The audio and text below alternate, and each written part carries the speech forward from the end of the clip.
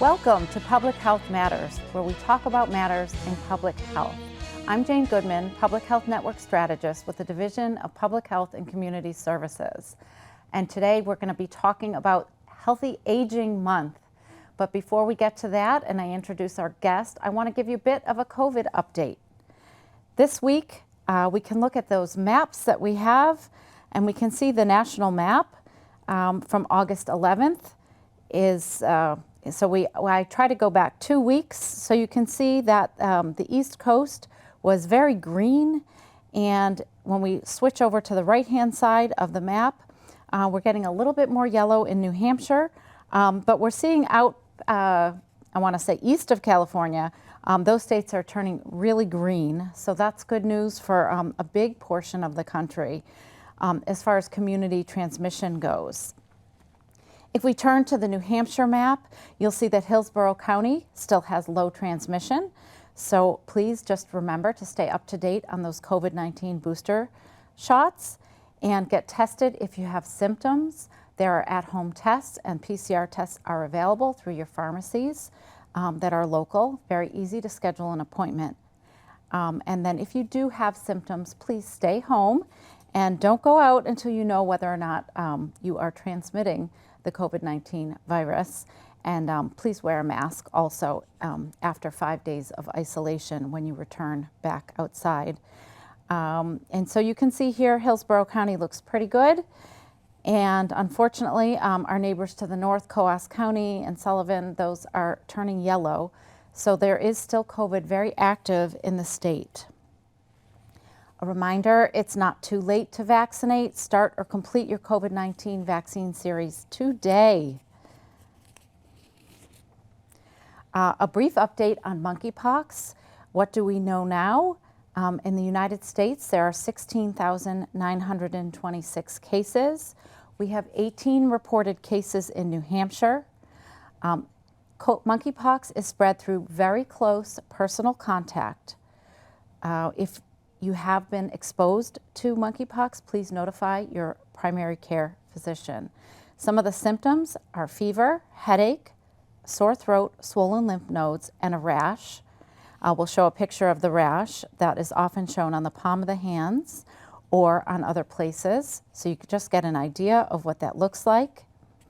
And again, call your primary care provider if you suspect that you may have been exposed to monkeypox, or if you have a lesion that you'd like to have checked out, there is testing available. And for please visit the state website for the sites if you are interested in the pre-exposure vaccination, the Jynneos vaccine. So on to other things. September is Healthy Aging Month, and what a better way to have Healthy Aging Month than to welcome Margot Bell, Executive Director of the Nashua Senior Activity Center, right? I have to get activity. That's the most important word in there, right? And we can forget the senior part, right? Right. Yeah. So we thought, what better way to talk about Healthy Aging Month than to have you here, Margot, because the Senior Center provides so much that we'll hear all about for seniors to stay healthy and to age in a healthy fashion. So we're just thrilled to have you here. So let's just start though and tell me a little bit about your role at the Senior Center, Senior Activity Center, and how long you've been there and all of that. Well, I am thrilled you invited us here today. You know, seniors are somewhat that forgotten population, and they contribute so much to the whole community, whether it be through the Senior Center or any other activity. I am the Executive Director, as you mentioned, and I've been at the Senior Center, it'll be 39 years in October. Oh my goodness. I know. 39 years? Yeah. Oh. So over that time frame, I've had different roles at the center, which has made it very interesting, and I have seen other different generations come through. Absolutely. I'm now seeing, the kids of the seniors that I knew before. That you started with. Yeah. We were established in 1978 as a self-standing 501c3 organization. And we were first housed on Main Street. We then moved to 70 Temple Street, I think it was 2003. I'm sorry, it was 1983, and we're now housed in a beautiful 23,000 square foot city building. Wow. Yes. And it is a beautiful building. I can attest to that. I've been there many times, and you have a lot of space. A lot of space, a lot of activity. We're starting to hum again, getting back from COVID, so it's never going to go away, so everybody is adapting. Yeah, so what kind of changes have you made? So the center's open now to its regular hours, and you haven't brought all the programming back, of course. We But haven't, most of our changes now are that class sizes are reduced. okay, So instead of having 35 people in a dance class, we can only have 20 okay, because we've spaced it out. Some of the smaller groups, we have small music groups because we could space that out. Our singing group has just come back. Some of our close-knit classes are back, but they are smaller. smaller and more spread out. So you're allowing for more space and that kind of thing. So if people are interested in any of these classes or these groups, they have to pre-register, or how does that work? Most everything now is pre-registered. Okay. And the reason why is just so we can know how many numbers and who is there at Right. any given time. Right, so that's also safety. Probably a good thing to do before and after Correct. the pandemic, but now, especially now, so we know who's there. And you also, if someone is had an exposure or test positive for COVID, you can at least notify the people that participated with them. Exactly. And that was one of the factors that we found when numbers were higher, because you could contain it. You know, if a class had it, then you canceled the class for 2 weeks, and then you all came back again. So, yeah, it's a different world. It really is. And are people wearing masks in the building, or are we just still optional? It's optional. I'm in close contact with a lot of people, so I would say I probably wear it more than most people. Right. But just like we do in public health. We're yeah. always wearing it in our building. Correct. So, but people, we feel like they have to know their own safety level. So, great. So people are back. The building is moving again. It is. We have a nice picture. It's on, like you said, 70 Temple Street. We have the hours we'll post up there too. Open up almost every day. Fridays sometimes closed in the summer. We did it for the summer where it was a few staffing issues. So, and a couple of the groups decided they were going to do vacations. So we figured that was a good time to do it. Yeah. Yeah. Yeah, you got to have a little break too, right? And you're closed on the weekends, but We are closed, but we have events on the weekends. We brought back our flea markets. Oh. We have Motomania coming up with the Nashua Telegraph, and that's on a Saturday. We have Breakfast with Santa with the Nashua Lions Club. That's coming up on a Saturday. So there's a lot of things going on if folks want to go to our website and yeah, check it definitely. out. And the website is NashuaSeniorCenter.org. okay, easy one. NashuaSeniorCenter.org. And we'll be sure to put that up on the screen too, so that people can look that up. So I just grabbed a few pictures that we could share with everyone while you're here. Oh, please. But you know, walking through the facility, I know it's really beautiful, like you said, and it's big. But you have a senior lounge, for example. So, I mean, do you have people that are just coming to just hang out or play We do. checkers or? And I'm going to try really hard not to keep saying pre-COVID, but things are coming back there. So in the lounge, we have 3 computers. People can go in, access their emails if they don't happen to have one at home, or even if they want to print. Sometimes people have computers, but they don't have a printer. 2 days a week, we have entertainment in there. Nice. And someone plays 50s, 60s, 70s music. Folks can sing along. You can come for 10 minutes, or you can stay for the 3 hours. We have water and coffee available. It's just a nice social area. We also have the Veterans Coffee Talk that somebody will come in and answer the questions and share information about new benefits that might be available. So speaking of benefits, I noticed too that you have Humana coming, for example, Yes. to give a seminar on maybe a Medicare wraparound plans, and you had another thing, a seminar about retirement. You know, making your retirement funds probably last. So I thought that was great too, because you need that education, and there's a lot of changes that go on when you're, year. you know, Every year, especially aging. with Medicare Part D. That changes, different plans become available, people's needs change. So it's important to share the information with people, whether it be about downsizing or any of the things that I know I should be thinking about doing myself. Nah, got another 39 years there. Okay, right. Yeah, so the more information we can share with folks, and if we offer some of these programs in the evening, then people can bring their children. Oh, which Another is set of great. ears. Which is great. It is. Because it is really important information. So how old do you have to be to partake in activities at the senior center? Well, 50. 50? 50. Oh, Yeah. so I can come. Yeah. Welcome. We'd love to It's have like you. AARP. Yeah. I will say we probably don't have a whole lot of 50-year-olds, but we have a lot of 55-year-olds. So, and we have people that are active well into their 90s. So 55, let's say 55 plus, it's like a gated community. And you were telling me before we started the show that you have how many people that are over 90 that come, that are active? About 38 people, Yeah, so that's amazing. active and engaged. Yeah. We love it. And even, people have different specialties. Some people just know how important it is to be active.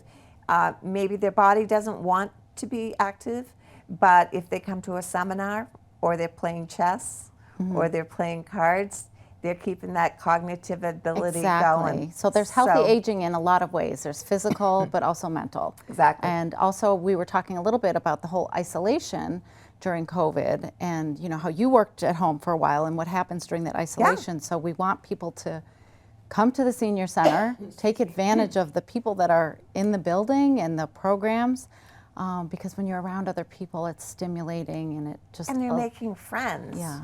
Or, you have an hour that you go to an aerobics class and you're not thinking about, I don't know, it might be your husband that's not well or your child that's moving. Right.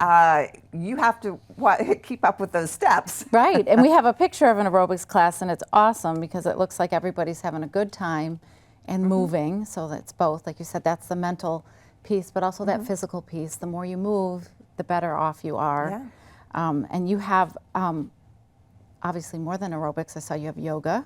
And Tai Chi. And Tai Chi, that was on my list too. Yes, and many of these things, before we brought them back into the building for that first section of terrible COVID of March to July 2020, a lot of our classes resumed outside. And we had them in the park. And they're out at the golf course. So we tried to keep things going. Which, I mean, I think that was like a silver lining. It got people outdoors a little bit more, just to use those outdoor spaces and take advantage of that. I don't know, have you kept anything outdoors? As a matter of fact, a couple of our classes are still outside. They came in for the winter, but the minute the weather got good, they've gone back to the park. Right, which is great. It because is. It's like just, again, it's a healthier way to engage, and especially, there are germs any time of the year, never mind COVID. We're entering flu season, so we want to make sure people are, safe and germ spread no matter what the virus is. So being outside is terrific if they can sustain it for as long as possible. It is, and we worked with the city this year, and we did it last year as well with the walking program. So Friday mornings we're out walking the trails, and granted it's paved, but it's very nice. And we have a biking group this year. Oh, great. So, Margot, is there a fee to join the Senior Activity Center? There is. For an individual, it's $40 a year. For a couple or two people living in the same household, it's $60. However, you do not have to be a member to come to the Senior Center. So if there's an event planned, is there a cost for every event, or does it depend on? It depends on if you come in for a quilting class, if you come in to sing, if you go into the Coffee Talk Lounge, there's not a fee for those things.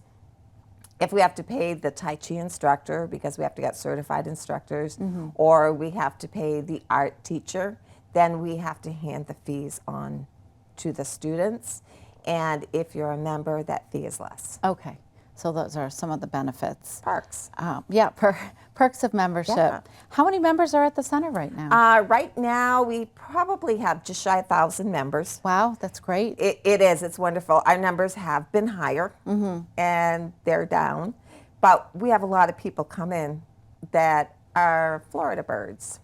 So sometimes they choose not to belong because they're only going to be here for 3 months. Right. Just pay for a couple classes Exactly. and go, and that's fine. Yeah, absolutely. But again, you know, if you can do it, it's great because it is supporting a wonderful nonprofit in the community and supporting a lot of events that happen over there. And we really do need to take care of our seniors and make sure that they have stimulating places to go and activities to do. So you must do some fundraising as well. We do. Fire and Fusion is our largest one each year, and that's a chef competition. We hold it out at Alpine Grove. 1 year we had to go virtual, but That must have been interesting. It was very interesting. But we have flea markets. We have a designer bag bingo coming up. Which I'm very interested in. I was telling you before. I got to twist your arm to get down there. There's a Coach bag with your name on it. I think there is. I think there, yeah, for sure. We have Breakfast with Santa. We have a Dickens event. So you have a lot of fundraising events. For sure. That's great. And they sound like they're fun. But I'm pressing on that, the bingo one. Well, maybe I shouldn't tell too many people. No, then don't. I'll have better odds when I get we there. We only have a handful of tickets left. Yeah, okay. So what else would I wanted to ask you some other, so you guys run on a lot of volunteers, which is another way that seniors can be active. So tell me about the volunteer opportunities at the Senior Center. We have about, right now, 150 senior volunteers that are in that building every single week. So they answer our phones. Nice. 2 shifts of, 5 days a week, when you think about that. We have a thrift shop that raises money for the Senior Center. They work in there, handle all the donations, make all the sales. We have librarians that work diligently to keep our library in tip-top shape and do So that your book library sales. donated books or We do. swapping, or how does that work?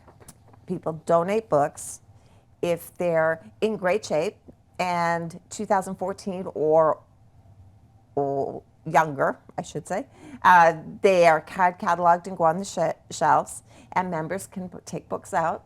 And any books that they can't use, they use for the book sale, which once again helps them to buy new books for the library. Well, that sounds like a great resource and also a great place for members of our community to know if they want to donate books to the Senior Center, if they're in good condition, past 2014, like you just said. That's a great place. I often like to donate some books, get them off my shelf if I've read them, especially if they're good, like pass them along.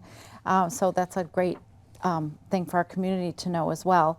I did notice too, Margot, that you have a lot of performance opportunities. You mentioned singing, a singing group. I have a picture of the band. They were outside. Yes. So yes. I'd love to hear about the band, and also I wanted to hear a little bit about the variety show that's coming up. Okay. Well, we have our Silver Lining Chorus. We have a music group that used to be the Harmonica Saints, but they've incorporated a few other instruments in there now. But they're faithfully practicing. We have a group that meets in our lounge, as I mentioned, every 2 times a week. The Nothing Fancy, which used to be Nothing Fancy, it's now called the Old Time Pickers. And they're once a month as well.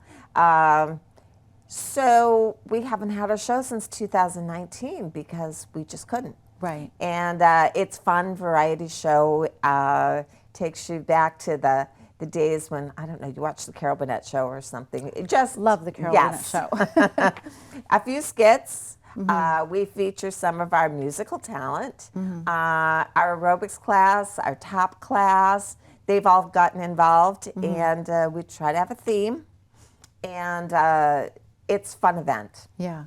It's nice. It's coming up in October, and we love it. Yeah, so check out the website again if you're interested in attending any of these and supporting these shows. And you did mention the thrift shop, and I wanted to circle back to that because we do have a little picture we can show, and that's Nice. open on Mondays and Thursdays from 9 to 3. And the better news is I think we need to update our website, although our web person is wonderful. So we're now open Monday through Thursday from 9 to 3. And starting next week, we'll be open on Friday mornings from 9 to 12. Oh, okay. So now you're full service practically. Do that. And you take donations. I noticed that you no more than 2 large kitchen-sized bags of donations. Do not empty out your whole house and bring it over to the senior center. And that has happened. But yes, I can imagine. We do a what do you call it? A thrift sale at our synagogue, and sometimes we get whole households, and it gets to be overwhelming. And you have a smaller space too. Right. And it's all volunteers that are sorting through it. We got some wonderful things in there. It's a fun place to shop. Yeah. We renovated it last year with the floor and having painting done, and I'd say come in. Yeah. You'll find some great stuff. It really is quite a place you have over there with all the services, the library, the thrift shop, and places for people to, exercise. Oh, and I wanted to ask too, people can get meals. We didn't talk about that. Yes, St. Joseph's Community Service, Meals on Wheels of Hillsborough County, leases space from us Monday through Friday from 9 to probably 2. They put out numerous Meals on Wheels to the homebound, and they also have a congregate lunch site. And they kept going, except for the congregate did not, but Meals on Wheels did not stop 1 minute during COVID. Right. So that's a great service, and I noticed they just suggest a donation of like $2. Yes. So what a bargain to come in, have your lunch.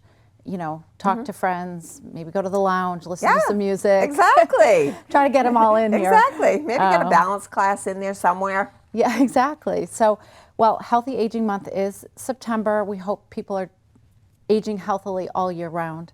But I want to thank you for all the services you provide for our seniors in the community. And I hope that people listening will either call their parents, or if you're over 50, I can't believe that's the cutoff, but if you're over 50 to actually, call and get a membership. And, even if you are just, 50, and just get a membership to support the senior center, because that helps you guys move it forward, and it'll be there when they're actually really ready for it.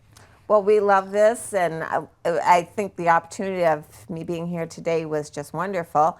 And thank you for all you do to partner with us. Oh, of Nashua course. Public Health has been a good friend. Oh, that's right. And we didn't even talk. We had a clinic there just a few days ago. And 2 more coming up. Yeah, so we do offer that. The van comes on over and did some COVID boosters, and we'll be doing some flu shots. So it's a great place for that as well. Yeah. Got to get that plug in. Keep that community working together. Exactly. Well, thank you, Margot, and thank you all for tuning in. I do want to remind you that we have a sexual wellness clinic on 18 Mulberry Street. It's on Thursdays from 3 to 6 p.m. And you can call 603-589-4500 to make an appointment for that. We also have our health clinic. We have immunizations and lead testing on Tuesdays from 4 to 7 and on Fridays from 9 to 12. So please, again, call that 589-4500 option 2. And just a reminder that now is back to school, immunization time. Adolescents and young children need to catch up on those vaccines. We're seeing a small slide in childhood vaccination. We want to make sure we keep our numbers up and keep the greater Nashua community as healthy as possible. And yes, get fully vaccinated, protect yourself and those that you love. And one other reminder that we do have the Nashua Farmers Market is still going strong on Sundays from 10 to 2 at the City Hall Plaza Park. And that's all I have for you folks. And I hope you have a great week ahead. And remember that your public health matters.